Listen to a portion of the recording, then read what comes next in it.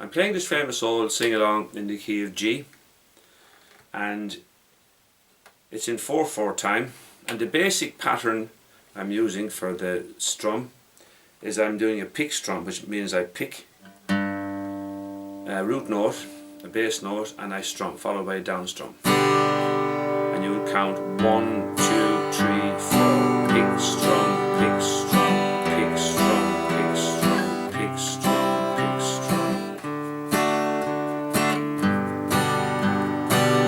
That's the basic pattern where you pick the root note of the chord. So in the case of G, it's the G note, which is on the 6th string. In the case of C, it's the 5th string, because that's where the C note is.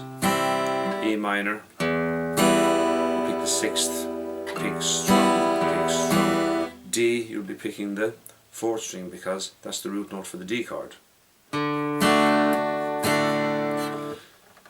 Now, instead of doing pick strum each time, 1, 2, 3, 4, we alternate the bass on the 1 and the 3 counts of the beat. So we'll pick, in the case of G major, we'll pick 1, 2, 3, 4, 6th strum, 4th strum, 6th string, 4th strum.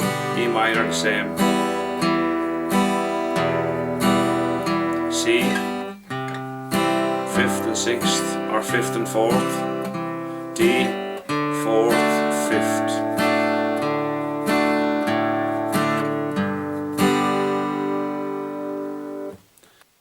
When you're strumming along to this song, it's a very lively song, and you're also going to use up strums to enhance it. So instead of doing 1, 2, 3, 4, you do 1, 2, 3 and 4 and 1, 2.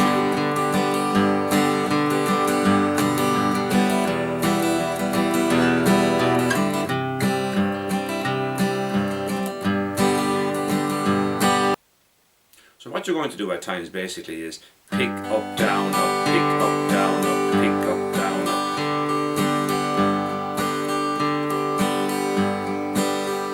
Now you would probably alternate that or change that as the song goes on for emphasis. There are two little runs I just want to draw your attention to as well. It's when you're in the chorus and we walk up to the G chord from the D chord. So it'll be like this. With your ring on a do, on a da, like fall the daddy-o.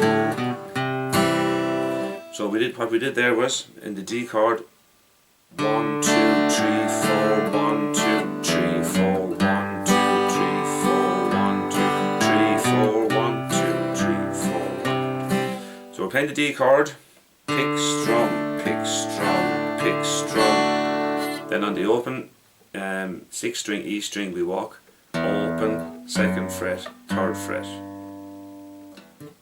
1, 2, 3, 4, 1, 2, 3, 4, G chord. And then we go do a similar, walk up to C, pick, strum, pick, strum.